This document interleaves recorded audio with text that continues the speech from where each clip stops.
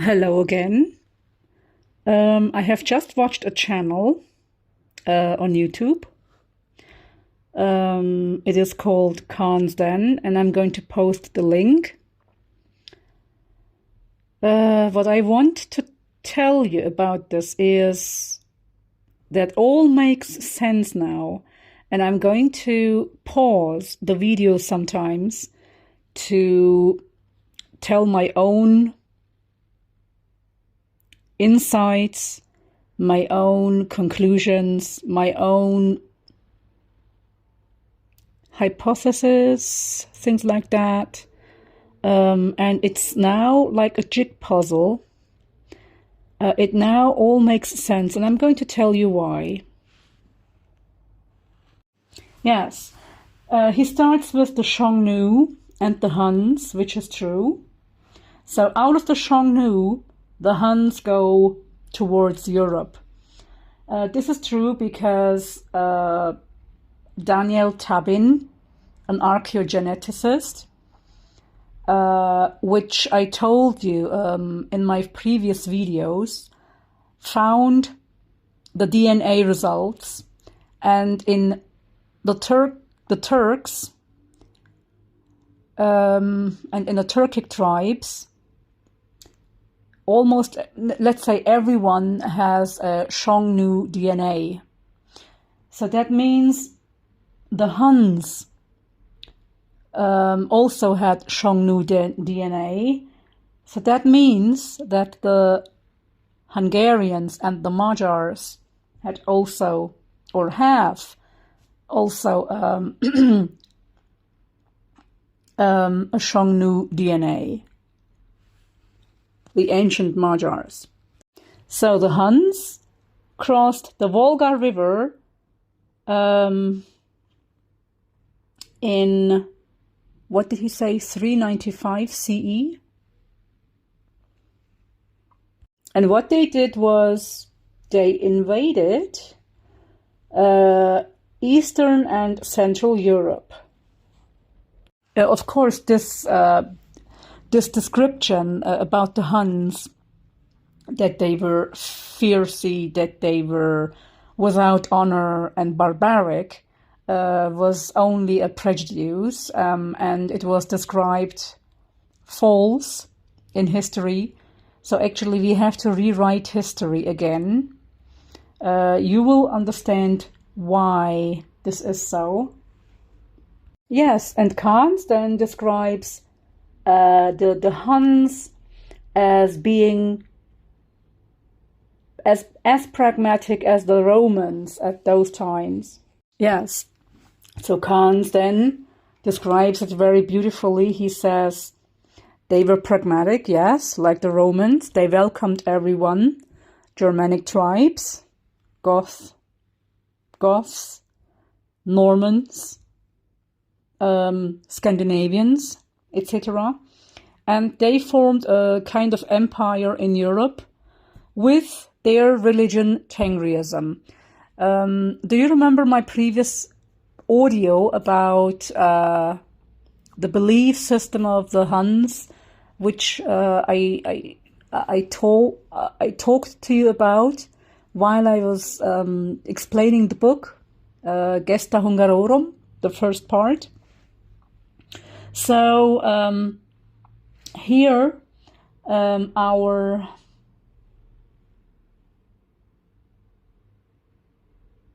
presenter gives the same explanation. He says the Huns welcomed Tengriism. I mean, they brought Tengriism to Europe. They brought their own system of beliefs. Yes. So that's right, what I thought actually, and that makes me proud. Okay, now here the Huns are seen as the precursor to the Göktürk script, to the runic Göktürk script, because the Huns, they were, of course, the forerunners of the Göktürks. Yes. So I understand now why Italy has so much resemblance with the Turks. I understand why Bulgaria has so much resemblance with the Turks. It is because of the Huns. It is because of Hungary now. It is because of the proto, let's say not the proto, but let's say because of the post-Scythians. Actually, the Huns are the ancestors of the Scythians. Yes, of course. Western chronicles, especially the cited ones, they have mostly portrayed the Huns as barbaric, etc. So without any objective views and without giving the facts. So this channel, and I'm going to post you the video, is a very objective channel. It is full of documents, full of research, and you can trust it. And I strongly recommend it. Yes. Yes, the Huns were also seen as an enemy from the East. They were seen as if they had no culture. So I am re-giving the words that Kahns then used. Yes, this is very beautiful. Kahns then says, so in his documentary, we will see the other side of the Huns, the other coin. Yes, and in this documentary, the Huns are portrayed as objective as possible, with lots of documents, as I said before. So it starts with the Xiongnu Empire. So here the origins of the Huns are stated. They start from Central Asia. Right, it continues with the Xiongnu. The Chinese regained its territories, and the Xiongnu was split into two. So it is now 1st century AD. So Kahns then is talking about the Huna that were formed. Do you remember what I said? Xiongnu? Xiongnu. So most probably the syllables were taken from Huna, from Xiongnu, like Huna, most probably. And so some Turkic and Mongolian tribes, they came together again, coming out of the ex-Xiongnu Empire. And there is a certain concept called White Huns. So the White Huns were most probably the Huns in the West. So here are also other types of Huns mentioned. There are the Red Huns, there are the White Huns, and here it shows a certain map where the Turkic tribes were.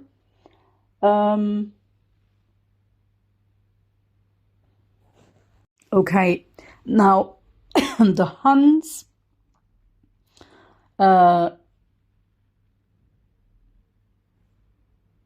they even went into India.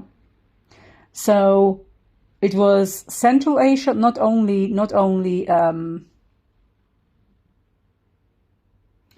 Central Asia, that the new Huns, the new formed Huns were reigning, but also India. And these kinds of Huns were called Alkhun Huns. Now, I want to add something here. If these kinds of Huns, the Ak Huns or the Alkhuna Huns, had invaded India at those times before the Gökturks, that means they were speaking a kind of Turkic language, because Indian yes, Indian language has some Turkish vocabulary in it. So this must be from that era. That's what I think now after watching this video. And most probably it was at those times when the DNA of the Indians became R1A. So why R1A? Because of the Huns. That's what I think. Yes, and here we have the king of hun-huns. That means his name was Toramana. That means töre, and if you add man as a syllable to a name, to a male name, it becomes törman. So something like töre, Turj, and the name Turk, something like that, is the root of the name Turk. That's only one word, because we also have Turkic, which is a Hungarian word. It is also a male name, which I watched today, and the man's name was Turkic. So it was not only Europe that the Huns fought. It was also the Ruran Khanate, it was also Asia. So they went from Asia into Europe.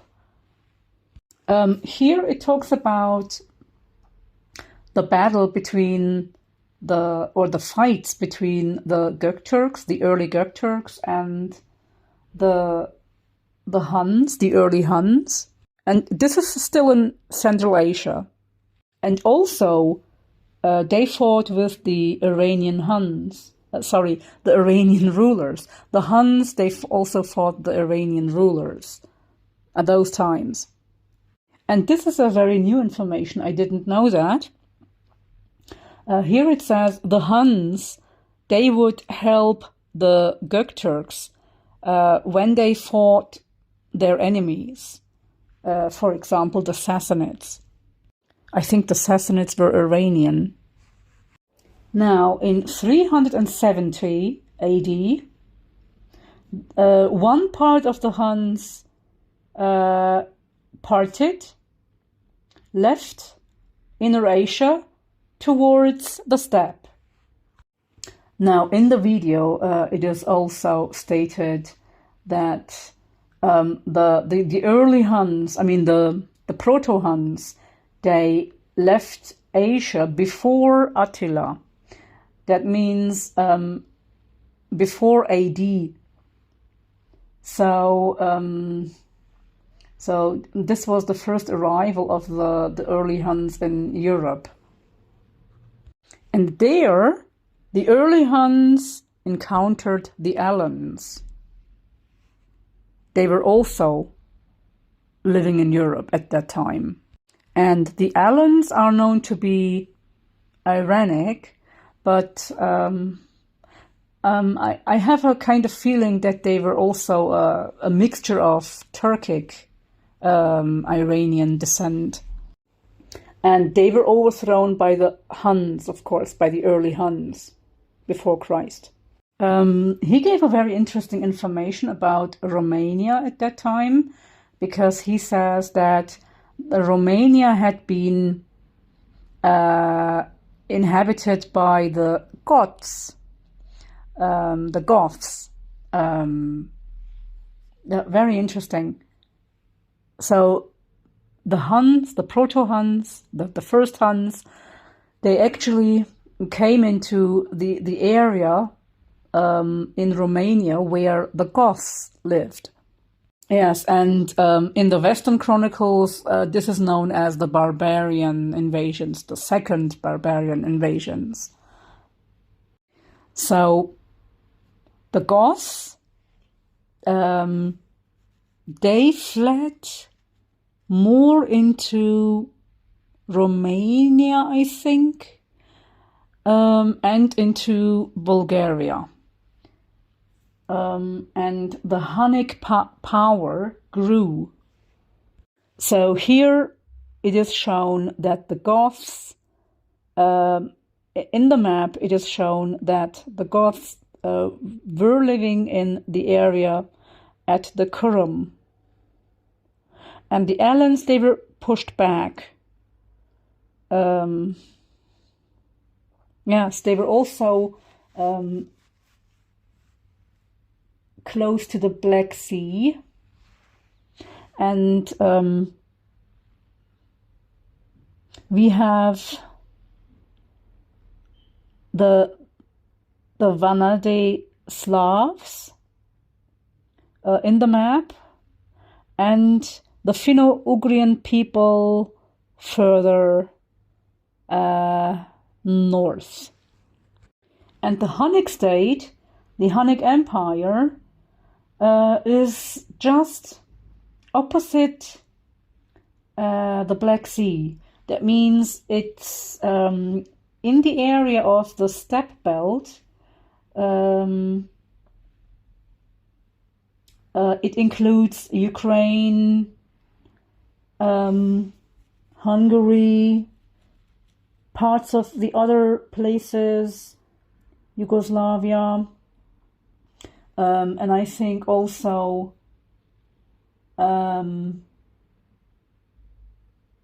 parts of Austria, Italy. No, not Italy, sorry.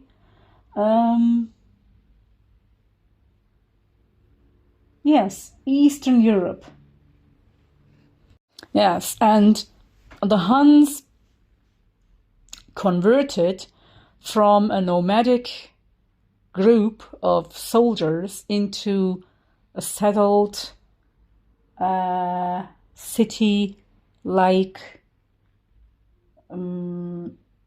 let's say, nation. Yes. So the core of the Huns was of Turkic descent. Most of the Hunnic tribes was Turkic.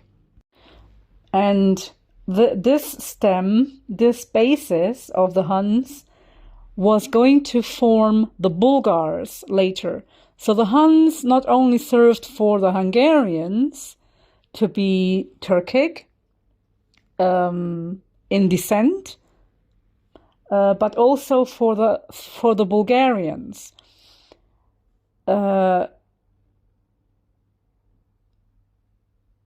So we can say that the Proto-Bulgarians and the Proto-Hungarians are actually Hunnic in descent.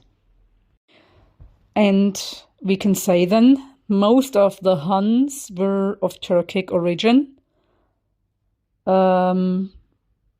They mostly have a little bit of Turkish DNA in them. That means Central Asian DNA. If you take the Huns, if you take the Hungarians, if you take the Bulgarians and make a DNA test, some of the Huns and some of the Bulgarians, they have a Central Asian ancestral DNA. So I don't know how much it is, but I think it's about 2 or 3%. So that stems from the Hunnic era. And later on, they mixed with the other European locals. Yes, and Kahns then talks about the Huns, that they integrated non-Turkic and non-Asian communities into their group. So that means they mixed with them, they intermingled, and they, in a way, got assimilated. And in this way, they formed allies. So actually it is like in the Ottoman Empire, like in the other Turkic empires, that were formed. So it was the same mentality like the Ottoman Empire. So the groups that joined the Huns, they were integrated into the community and they would serve for the Huns. And the Germanic troops and the Germanic tribes became the Huns' allies. So that's why some German DNA has R1A in it. That's why Hunnic myths is in the stories, in the Gebrüder Grimm stories, in the fairy tales. So it is because of the Huns, it is because of Attila. But he hasn't started with Attila yet. So he is still with the Huns, and he's going to talk about Attila later. So first, the Huns fought in Cappadocia and in the Eastern Roman Empire. Now I understand. The Huns even went into Syria. But why? Okay, the Huns came to Central Asia. I mean, from Central Asia, they went to Cappadocia, they came to Anatolia, and they fought in Syria. That's why the runic scripts were found during the ISIS war. Simultaneously, Here. the Huns began a siege of the Sassanid Empire. This attack was initially successful, approaching the empire's capital at Ctesiphon, but the subsequent Persian counteroffensive led to a severe defeat for the Huns. So the Persians were fighting the Huns. So sometimes I say, because some people claim that the Hungarians were of Iranian descent, or the Scythians were of Iranian descent. If the Huns, if the Proto-Huns were of Scythian descent, how would the Persians fight them if they weren't from their own blood? If they were from their own blood, so how would you defend, or how would you fight a person if he is from your own family or kin? A fragment from that time period that was made public in 2021 might give some insight into Hunnic culture. According to Cengiz Saltayoglu, illegal excavations carried out during the Syrian civil war between 2013 and 2015 unearthed stone fragments, which also included runes that should seem familiar to many of our viewers. This resembles the Orkhon script that was later used by the Gökturks and other Turkic peoples from the 6th century onwards. You see here, he mentioned the runic scripts that were found, but they were Hunnic. They were from the Proto-Hungarian area. And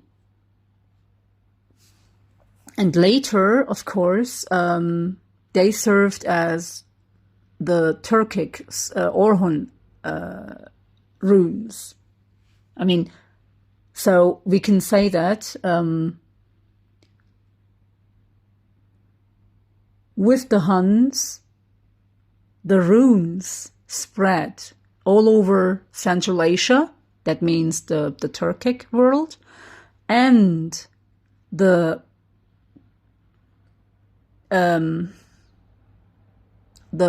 European world.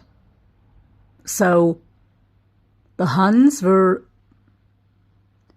the descendants of the Scythians, and they also served the world. They served Turks, and they served Europeans. with their runes, with their runic scripts, etc. So now I understand why why the Germans have a runic alphabet, why the Goths, and why the Norwegians have a Gothic. Why they have a runic writing system. It's because of the Huns, because the Huns had developed it. They were most probably the first descendants of the runes. Yes. It's now talking about the text. It is about a general who had invaded the Caucasus, and let's see what else it says about the text. 396. It reads, "His faithful companions leave Turkic to peaceful rest." Since the Huns had indeed reached Syria, the text could be authentic. In that case, it would serve as evidence for the use of a script that is identical to the Orkhon script, long before the Gokturks adopted it. The raiding Hunnic groups left the area by 398. However, not due to counter-offensives by the Eastern Roman consul Eutropius, but on their own accord. A question many viewers might be asking at this moment is, of course, why the Huns attacked those areas in the first place. It appears evident that their primary objective was not to establish dominion or permanence within the territories they assailed, but to engage in predatory expeditions, looting provinces of their resources, including livestock. Priscus of Panium is one of our main sources for Hunnic history, and indeed the history of Turkic tribes that emerged after the Huns. Providing an account in a later era, he cites anecdotal evidence from the Huns present at Attila's encampment that attributed the initiation of the many raids to a famine across the Ponto-Caspian steppes. This circumstance may also have served as the impetus for incursions into Thrace. Otto Menchen-Helfen, a German scholar and central figure in Hunnic research, postulated that Bazik and Turkic, the Hun chieftains implicated in the invasion of Persia, could have arrived in Rome by 407, serving as mercenaries and not as invaders. This claim is supported by Priscus's narrative, in which they travelled to Rome with the intention of forming an alliance. Yes. So I was thinking about the myths and legends and fables and fairy tales of the Germans. How did they come to Germany? There are so many stories about horses, about wolves, about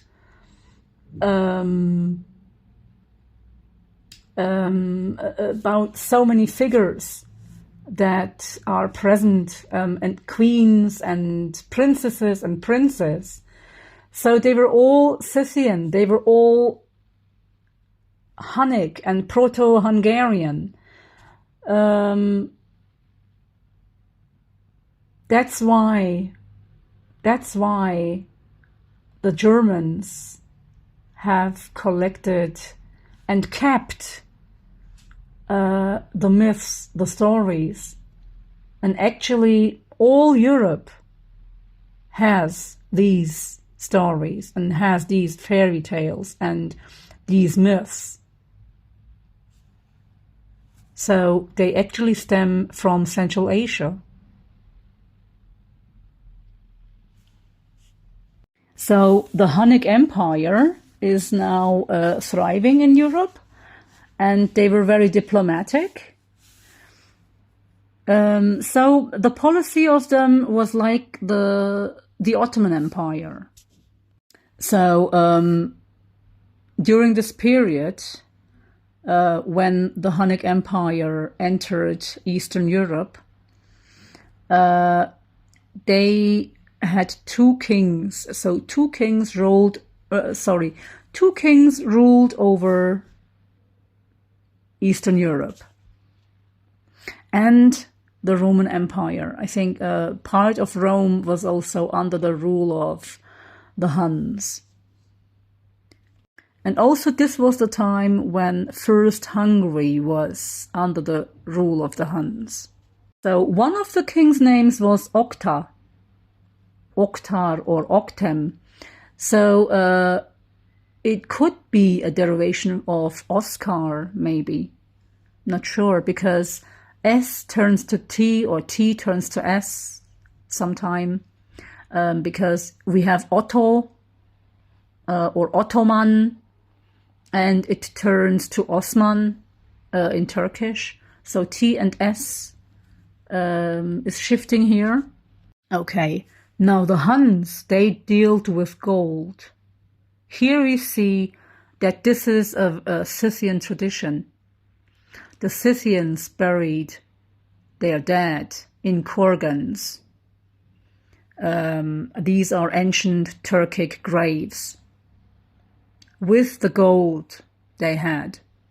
So again, we see the later tradition in the Huns, and they produced gold.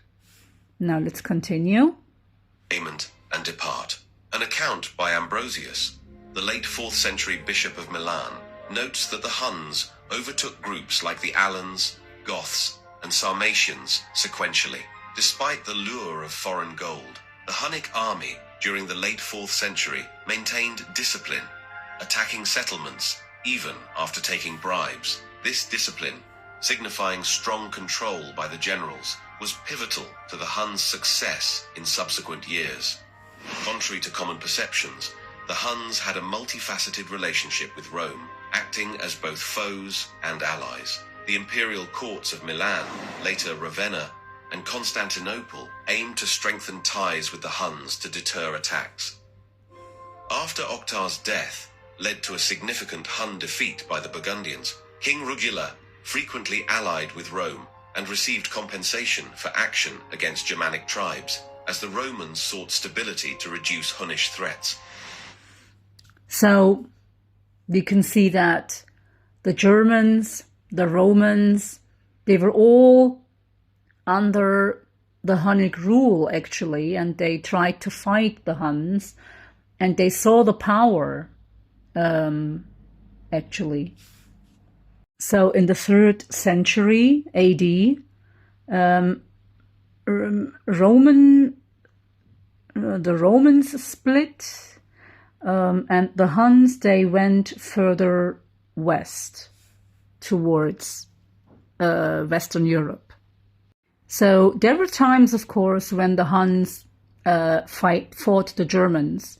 So they made friends with Germans. They were allies with some groups. They had the Germans and the Goths within them.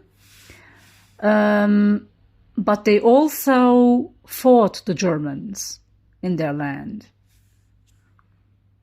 However, the Romans and Huns still had an ambivalent relationship, with Romans employing Huns as mercenaries for quite a while.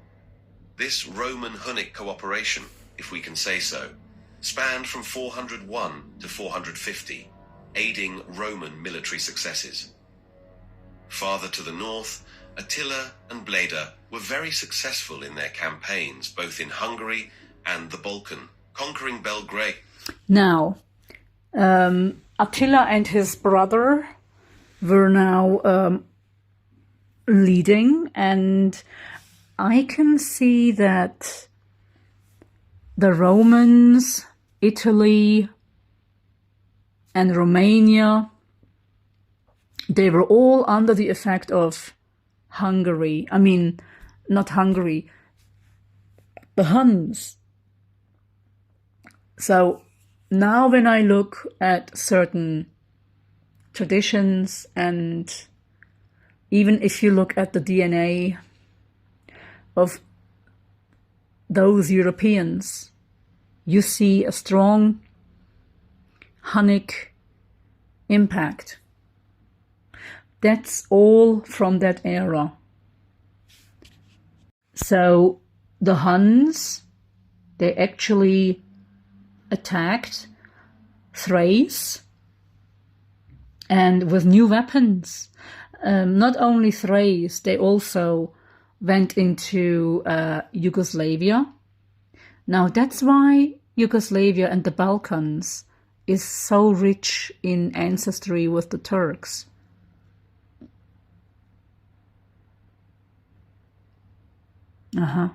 Didn't know that. It is because of the Attila's era.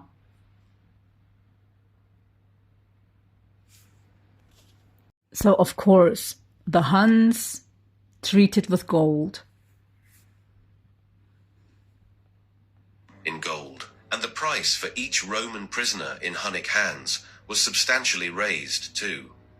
After securing their demands, the Hun leaders retreated deeper into their territory. It is there where the fate of the Huns would be decided. Until this point in time, Attila and Bleda had co-ruled and coexisted peacefully as kings. But it seems that one had bigger ambitions than the other. Ancient sources tell us of an event during which Bleda tried to lure Attila into a trap while inviting him to hunt a boar. Attila was then surrounded by Bleda's troops, but managed to persuade them into joining his cause instead. Bleda's forces switched sides and aided Attila in killing his brother. Whether Bleda was really killed by his own kin or not is open for debate, though the actions of the ambitious Attila should not come as a surprise in any case. Bleda's name, by the way, seems to have inspired the name of Buda, a settlement. Yes, so here it says Bleda inspired the name Buddha.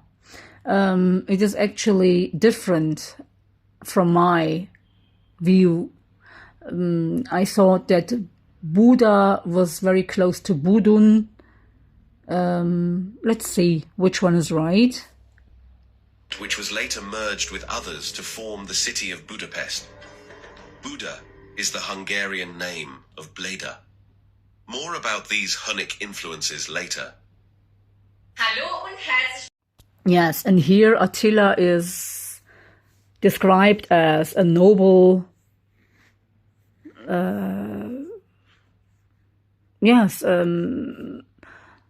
noble king. Okay, so Attila was the first king to rule by himself. Nothing stood in Attila's way. Unlike the kings before him, Attila wanted more than power among his own kin. His goals were the conquest and domination of the surrounding tribes. He would go on to become the most famous and feared Hun of all time. As the Hunnic Empire steadily gained influence in Europe, a confrontation with Rome became inevitable. Now, if he confronted the Huns, if he confronted the Romans, and if the Romans were defeated and destroyed, that means actually it was the Huns that destroyed the Roman Empire. And in some chronicles, and one of our historian friend said it was the Scythians that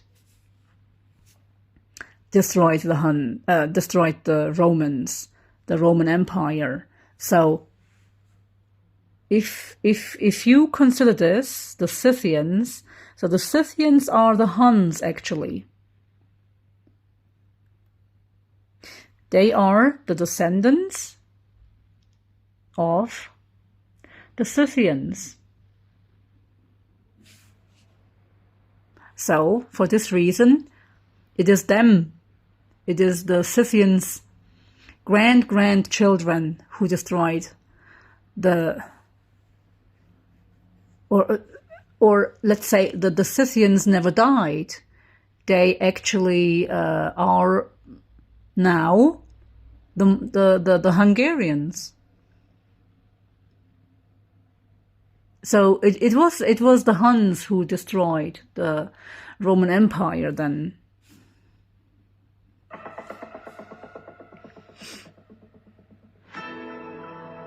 For nearly a millennium, the Roman Empire expanded from a city-state to dominate parts of Europe, the Middle East, and North Africa. Now, I understand why the Romans have a legend with a wolf. It is the Hunnic epic. It is because of the Huns. It might be because of the Etruscans, that's right, but it might be also because of the Huns that the Romans took the Hunnic tradition, the Hunnic myths, as I said. So who had myths? The Huns. What were they about? They were about wolves. So the wolves actually had their ancient myth with a she-wolf, etc., etc. We all know that. And I saw that little statue, that mini statue, in a church in Rome. So where the she-wolf is actually giving, let's say, breastfeeding the little children, the little babies. So it is the same myth. The same myth. And it is an ancient Turkic myth. So why is that such a coincidence? Because of the Huns, because of our forefathers. So the Romans took it from the Huns. So, of course, Roman didn't only have the threat of the Huns. They also had problems with the Celts and with the Germanic people. So, in order to maintain the empire, they offered certain briberies, etc., and land. But although the Huns were actually allies with Rome, they became a threat, it says here. In the Turkic and Germanic worlds, highlighted by both groups' use of runic script, which was also adopted by Vikings and Gokturks. There are further similarities in the respective mythologies of the Central Asian and Norse peoples. The Norse Yggdrasil, a vast world tree connecting realms like Asgard and Niflheim, is akin to the Turkic tree of life, Ulukayin, connecting various levels with deities such as Tengri on the 7th stage above, and Erlik in the underworld beneath. Symbols from Central and Northern Europe also show resemblances to Turkic symbols. While not definitive proof, these similarities suggest potential cultural connections between ancient Germanic, Nordic, Turkic, possibly Finnic, and Magyar peoples. Such shared traditions might have fostered better relations between the Turkic and Germanic tribes within the Hunnic Empire. Now we see how the Turkic impact, how the Hunnic impact influenced the Germanic world and all the other Western world. Attila's assault in the west was unexpected since he and Aetius had been allies.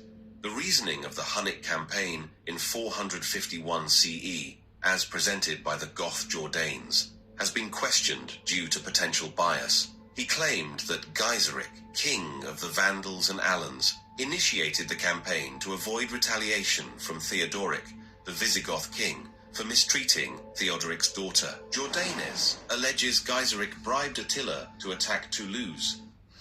And speaking of the Germans and Gisela, I think it was Attila or some kind of some Huns or some kings later of the Huns who married German princesses. So because they wanted to gain security in their empire. So it's actually a very, very similar strategy to the Ottomans. The Ottomans did the same. They married princesses, they married Russian princesses, they married Hungarian or Polish princesses, or daughters of some kings, etc., in order to secure their land. So it was the same, actually, the same strategy. So here you see how this ancestry goes on. So it is actually a common ancestry because it is the same strategy, the same mindset. Here, the channel explains, Kans then explains the relationship between the Roman Empire and Attila, and explains some misunderstandings and some mistellings about the story, and he's telling the truth in his channel. Now, the Huns, they went until the Franks. I mean, it is the part of Germany which sees Hamburg. So you see there is the Saxons, the Franks, and very close to it there is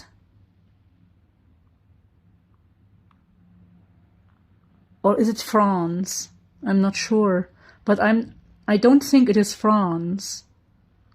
It is very close to England, but it is not the British Channel. So I think it was the border of Germany to France, where the region Franks in Germany is. So they went until there, until Saxony, until Franks. Yes, that was in Germany. Yes. Years of influence. Priscus indicates that they supported different contenders for the Frankish crown, likely Salian, leading to tension between Aetius and the Huns. Attila aimed to bolster Hunnic influence among the Franks, which the Romans interpreted as him wanting to take over half of the Western Roman Empire. Attila's assertive remarks heightened concerns. Sources, including John Malalas and the Paschal Chronicle, cite a Hunnic messenger proclaiming Attila's supremacy over both Roman emperors. Did Attila seriously consider himself to be above all? However, after relinquishing most Balkan territories by 447, Attila didn't seem intent on a lasting occupation of Italy. A potential Hunnic invasion of Gaul, possibly underscored by Aetius to secure allies, led the Visigoths to side with the Romans over fears of being next on the Huns' list of potential targets. This culminated in a pivotal battle between the Huns and Romans in northeastern France on the Catalonian plains in 451 CE. Aetius, despite his Visigoth alliance, pulled back deeper into Gaul, wary of the Huns' might. The situation escalated in Orléans when the Alans, crucial to Roman strength in Gaul, vigorously opposed a Hunnic siege. Attila's focus on the Alans hints that his main aim was not the Visigoths, but Aetius and his Alanic support. As the siege prolonged, Attila surprisingly withdrew, perhaps due... So here, of course, the leaders, names, etc., they take place, and who is rolling over whom. ...to the campaign season ending, and retreated to Hungary. This move spurred Aetius, the Visigoths, and the tenacious Alans to chase the Huns, meeting them at Chalons, the Catalonian plains. The Battle of the Catalonian Plains, while deemed pivotal, wasn't the war's apex. Historically portrayed as a shield for Western Christendom against Asiatic impact, this view mainly emerged in the 19th century, lasting until the mid-20th century. Modern perspectives see the battle as challenging the Huns' perceived invulnerability, with sources like the Cambridge Illustrated History of Warfare highlighting it as a showcase of Roman defensive strategies. The dominant narrative suggests a Roman or Gothic triumph over the Huns, rooted in fears of a catastrophic Hunnic takeover of Europe. However, as Kim highlights, much of Europe had already been under Hunnic influence for about 75 years. Spare the coastal regions. Yes, yes. So this Hunnic influence can be seen in their myths, as I said, in their fairy tales. So Hunnic influence is underestimated. And of course, Hungary is very, very underestimated as a country.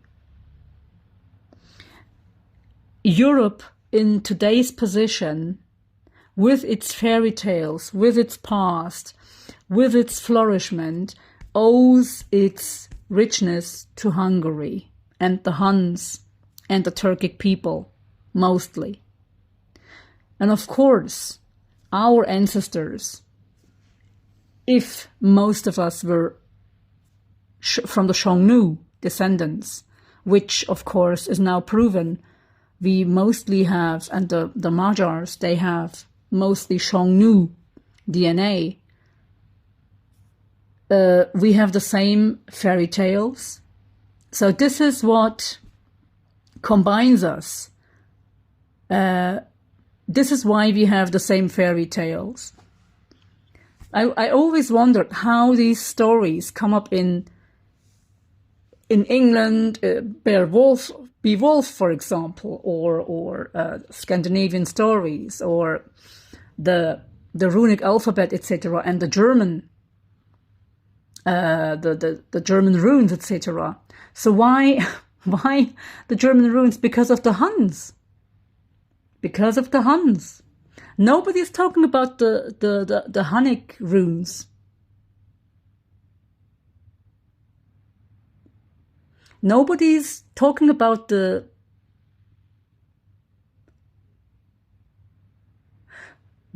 civilization that the Huns gave, that Hungary gave to all the Western world.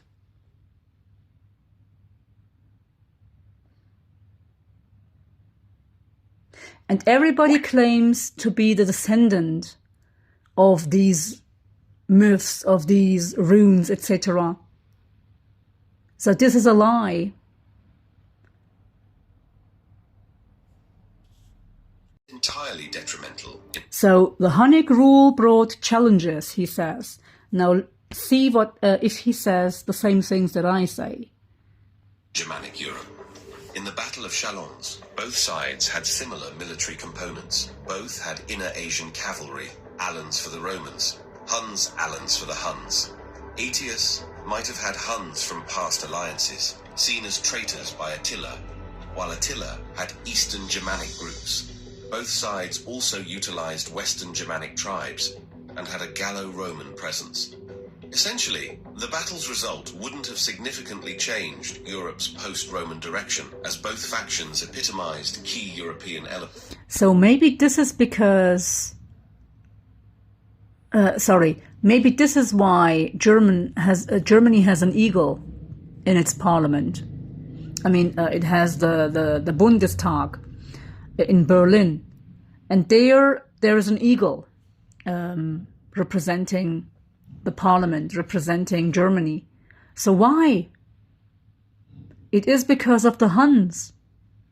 Why the eagle? Why the wolf in certain nations? Why is the wolf worshipped? Why is the eagle worshipped? Because of the Huns. So this is all the impact that it had in the history, the myths, the stories, in the culture. Appearance-wise, based on Jourdain's, Attila might have had a Central Asian look, but most of his troops were European. Ultimately, the Battle of Chalons wasn't about race or religion. Both sides had Christians and so-called pagans. The Huns, influenced by Tengrism's syncretism, displayed greater religious tolerance than the Romans, though.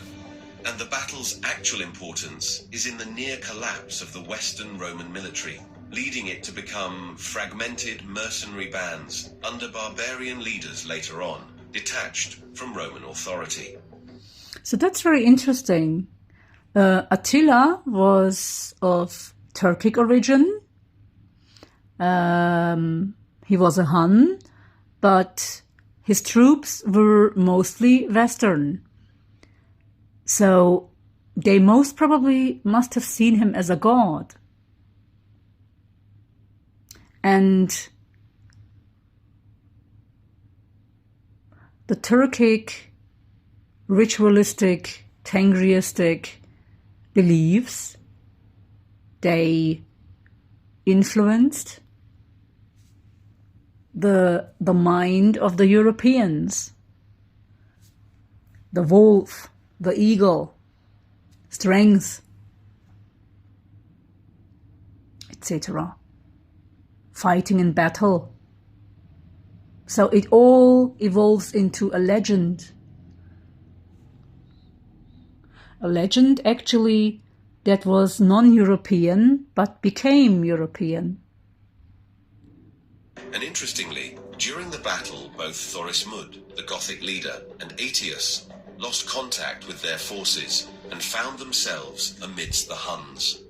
Despite Jordanes depicting a Roman Gothic victory, this situation suggests it was more likely the allies were the ones being pursued.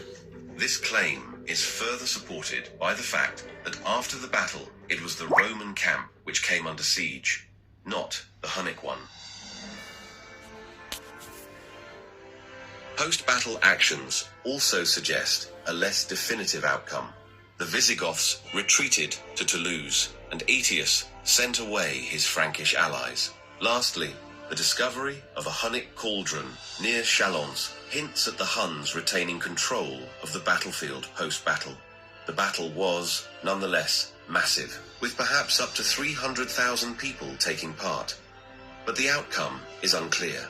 We would suggest a strategic victory on the Romans' part, as several sources indicate that the Huns had not been actually defeated. For example, the Gallic Chronicle of 511 doesn't state a clear Roman victory at all.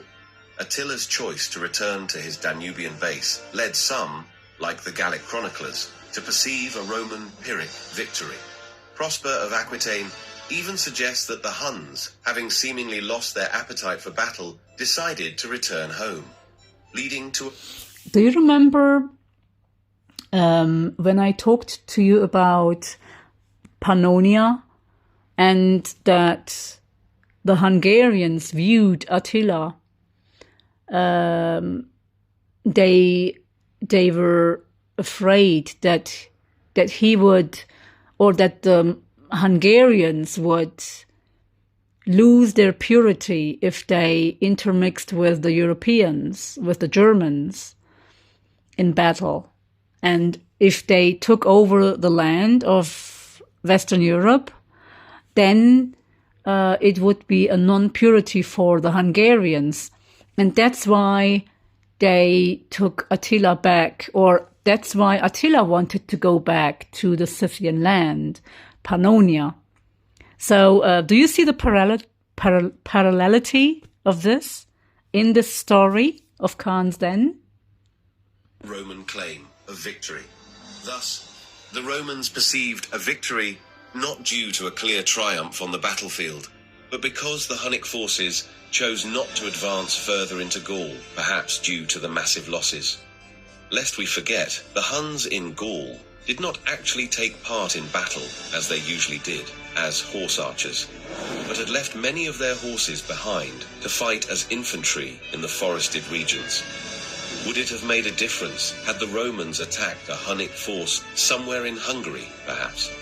Either way, the Huns were far from finished. To the contrary, just 1 year later, Attila moved into Italy, this time with the actual claim to marry Honoria, and thus inherit the Roman Empire. He devastated many villages. So Attila wanted to marry a Roman princess. So why this Italian impact on why this Italian resemblance to Turks? So it all has a common culture. I always wondered why the Italians were so close and why the French were so close to Turks. It is not because of the Mediterranean. I always thought it was because of the Mediterranean. Yes, that's partly true. But why? It is because of the Huns. In his path. As a consequence of his invasions, inhabitants sought refuge on the islands of the Venetian lagoon, marking the nascent stages of what would later become Venice. Aquileia, in particular, suffered such devastation that pinpointing its historical location became challenging. While Aetius lacked the military might to confront Attila directly, he strategically hindered Attila's progress. Upon reaching the River Po, logistical challenges, potentially inclusive of disease and supply shortages within Attila's camp, might have been instrumental in curtailing his invasion ambitions. In response, Valentinian III dispatched distinguished representatives, among them the Bishop of Rome, Pope Leo I. They successfully brokered a Hunnic commitment to retract from Italy and engage in peace negotiations with the Roman Empire. Prosper of Aquitaine attributes the successful dialogue to Leo and argues that the decision by Attila might have been influenced by fears rooted in superstition, drawing parallels to Alaric's fate after he had sacked Rome in 410. Once again, the actual facts paint a different image. At that time, grappling with a severe famine, continued to experience agricultural setbacks. In 452, the scorched earth tactics employed by Attila exacerbated these conditions. The logistics of advancing on Rome, given the food shortages in Italy, posed a significant challenge. Capturing Rome wouldn't have resolved Attila's supply dilemma, making it strategically prudent to formalize a truce and retreat. Additionally, external pressures emerged when an East Roman contingent, led by another officer who was by chance also called Aetius, crossed the Danube. This force confronted and defeated the Huns, left to guard their native lands.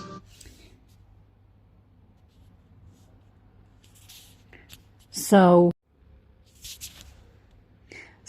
actually, what we call the Scythians is actually the Huns. Maybe it was always the Huns.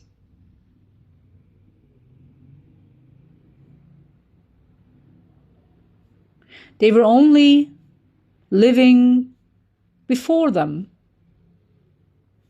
but they are the descendants of.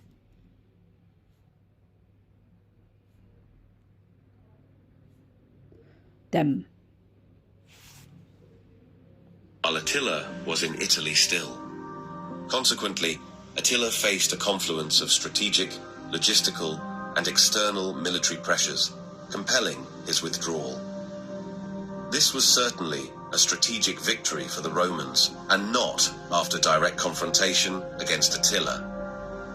As Emperor Theodosius was succeeded by the ambitious Marcianus, who stopped paying tribute to the Huns altogether, Attila prepared the invasion of Constantinople. But in 453, he suddenly died.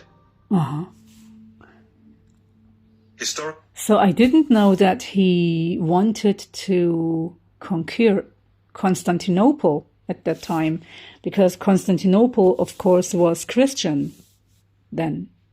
Sources try to explain his sudden demise by pointing at Ildiko, the woman that had... Now we see the face of Attila was actually the same face of the Ottoman kings, the Ottoman rulers. So there are some stories that some Ottoman rulers had been poisoned by their foreign wives. And we see now that Attila had married a German princess, and she poisoned him. Yes, the same face the same faith. So this is not coincidence. It definitely has something to do with the kinship. We are the descendants of the Huns.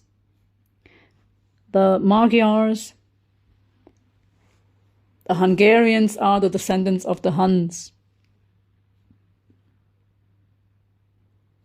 We have the same faith by mixing with the Arabs and the Iranians and getting assimilated. And the Hungarians share the same faith by mixing with the Germans, with the Slavs, and in this way getting assimilated. So they had the same fears. If you have a look what I told you in my previous video, in my previous audio, has the same faith, both for us Turks and both for the Hungarians. Attila had married a day before. Jordanes tells us that Attila had organized a large feast at home in Hungary to celebrate their marriage. Ildiko, said to have been beautiful, was probably of Germanic or Gothic descent. Then again, Attila did survive 2 assassination attempts by Onegesius and his brother Scotus just a few years prior. He certainly had many enemies. Whatever the case, the king left an empire that wasn't ready for a successor yet, because his sons, Elak, Dengizich, and Ernak, struggled with their ambition to lead, leading to the empire's fragmentation. These heirs sought to divide the nations among themselves and treat the subjected peoples like inheritable assets. This approach... Again, we have the same faith of the Huns wanting to rule after their father's death. So it is the same with the Seljuk Empire, with the Seljuks. They had, so it is a Turkic empire. And after, let's say, the Seljuk ruler died, the sons wanted to divide the country, or let's say several regions were divided, and the rulers tried to rule over the given state.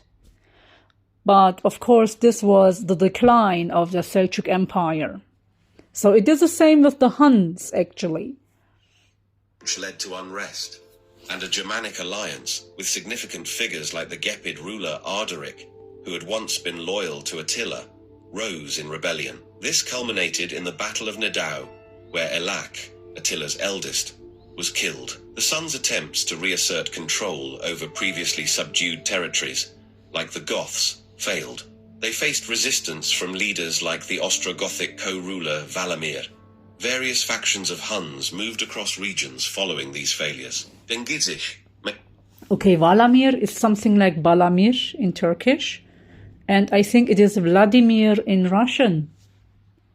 A significant effort to invade across the Danube in 468 AD, but faced defeat and was killed the following year, marking the end of Hunnic dominance. While many of Attila's offspring and relatives are historically recognized, tracing a verifiable genealogical line from them has proven challenging. Several claims have been made, like that from the Nominalia of the Bulgarian Khans, or the Hungarian Arpad dynasty. Several medieval Hungarian chronicles also allege that the Arpad dynasty and the Aba clan are Attila's direct descendants. This leads us to the discussion about the legacy of Attila and that of the Huns in general. For centuries, nay millennia, Attila has been depicted as a ravishing, destructive tyrant who was killing for mere satisfaction or to possess fame. But there is also a narrative that paints Attila as someone sent by God to punish Christians and the sedentary peoples in general, regardless of religion, as the scourge of God. A narrative also used to explain the sudden rise and success of the Mongols some 800 years later. At the end of the day, the reasoning lies precisely in the search for answers. How a seemingly uncivilized people could suddenly appear, seemingly from no man's land in Central Asia, and cause so much destruction could not be explained by the Huns' contemporaries. Regardless, the Huns did leave behind an important legacy. Firstly, their attacks on Europe led to the migration of Germanic tribes even further than before. This led directly to the victorious rule of the Visigoths in Spain and Gallia, the Vandals' conquest of North Africa, and ultimately to the fall of Rome. Because what Attila could not accomplish in 452, a certain Odoacer, who had served as general under Attila and came from the Turkic tribe, became king of Italy sometime later in 476. The pressure by the northern barbarians had become so great that the Romans could not withstand their attacks forever. Thus, indirectly, the Huns did cause the fall of Rome eventually. Even more importantly for the history of the steppe people, the Huns laid the foundation for stronger presence along the western Eurasian frontiers. As the Hunnic Empire disintegrated, several tribes became independent and stayed in Eastern Europe. Among them were the Bulgars, the Utigurs and Kutrigurs, who became part of the Turkic-speaking Onogur Federation. And at the same time as the Huns laid siege to Roman cities, another semi-nomadic tribe, also speaking Turkic and praying to Tengri, was beginning to rise in the Altai region further east, the Gokturks. Okay, now we see who were the descendants of the Huns. So it starts with the Scythians. So they are all related now. It is the end of the puzzle. It goes on with the Huns. And furthermore, it goes on with the Gökturks. So Scythians, Huns, Gökturks. And then it continues with the Seljuk Empire, with the Ottoman Empire, etc. So we are actually the descendants of the Scythians. And with this, the Hungarians. The Hungarians have stayed in Europe. They are the only, let's say, leftovers from the Huns. But together, there are lots of relatives now. They have mixed, they have assimilated into Europe. But there are lots of Hungarian descendants in Germany and also in Romania, in Italy, in Ukraine, and most probably Poland and Czechoslovakia. And I also think that Finland and Scandinavia has a certain part, because they were all affected by those wolf stories, and also England. So mostly Europe. And okay, now comes the language. The Scythian language, the Hunnic language, served Latin, and from Latin, Latin took the words from the Huns. So the Huns spoke a language close to Scythian. It was not an Indo-European language, that's for sure. And Latin later on served the whole world, and Italian came out, etc. That's why we have common vocabulary with Italian. And Greek and Persian got affected by the language, that language, or our language, let's say Turkish. and the Proto-Turkic language later on. There is a certain blank, actually. I shouldn't have talked about this within the linguistic point of view. I have to make another video on that, considering linguistics, because I have to make a study now. So Scythian is definitely, or the Scythian language is definitely the forerunner of the Hunnic language, and the Hunnic language is the forefather of Hungarian. And why does Hungarian have so many Turkish words in it, or Turkic words in it? Because of this common ancestry.